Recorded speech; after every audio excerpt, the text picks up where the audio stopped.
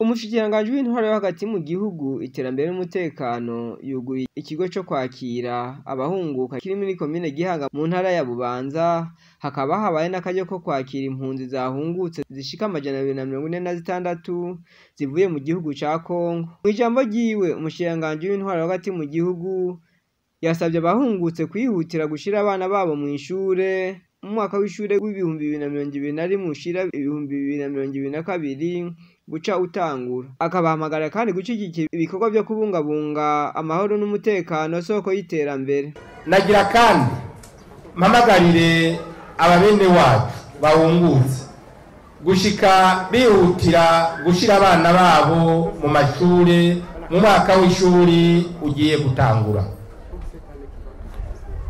Nivyo uyu mwaka w'ishuri ugira urangire, nakaryo keza rero ko kwitegura kugira mubandikishe mu mwaka w'ishuri w'2021 ushira umwaka w'2022 buca utangura, kandi muzogerageze mubandikishe bose atanumwe avuyemo.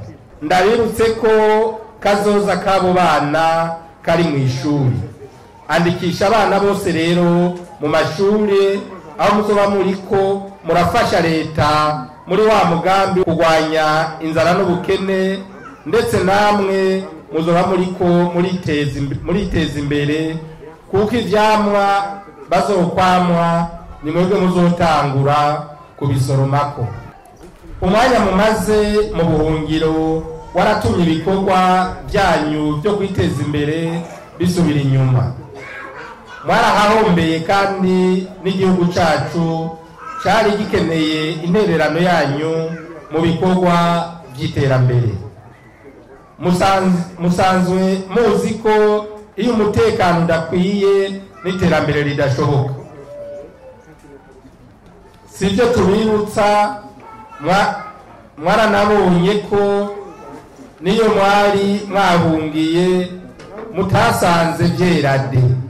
Nico gituma ndabahamagariye kuja hamwe mwese n'abandi bene gihugu musanze ku mitumba yanyu mu bikorwa byo kubungabunga amahoro n'umutekano waho muzoshikira.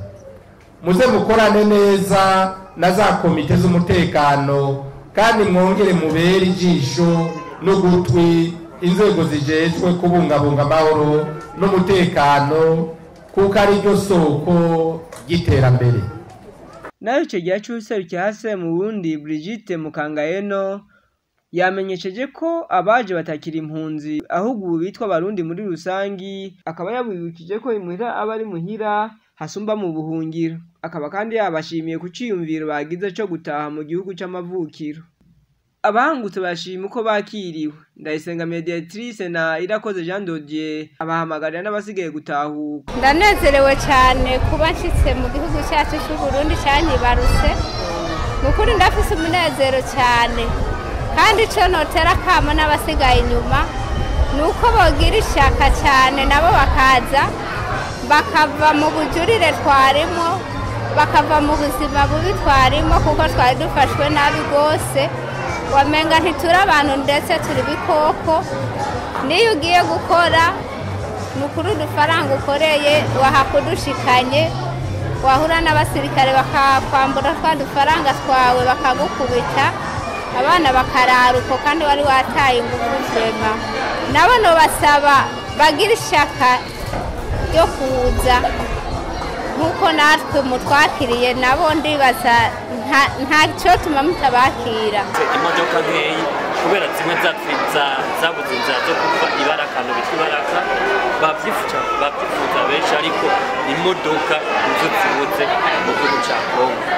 Umushikiranganji w'intwaro hagati mu gihugu akaba yarangije atera akamo n'abasigaye mu bihugu bitandukanye mu buhungiro kuza mu gihugu c'amavukiro kuko ngo umutekano ari wose kandi ngo n'amatungo yabo leta yarazigamye.